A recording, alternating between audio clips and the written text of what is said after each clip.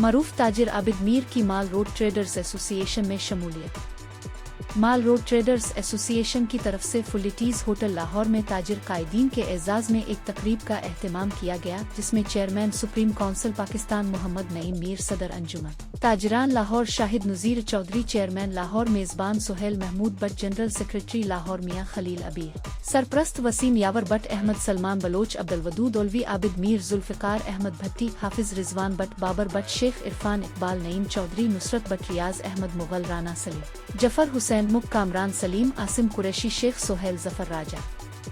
हामिद रियाज, जाहिद मीर, हाफिज आबिद, हाजी अनीस अहमद के अलावा लाहौर के ताजिर कायदीन की कसीर तादाद में शिरकत। इस मौके पर सुहेल महमूद बट ने आबिद मीर को माल रोड ट्रेडर एसोसिएशन का नायब सदर नामजद किया।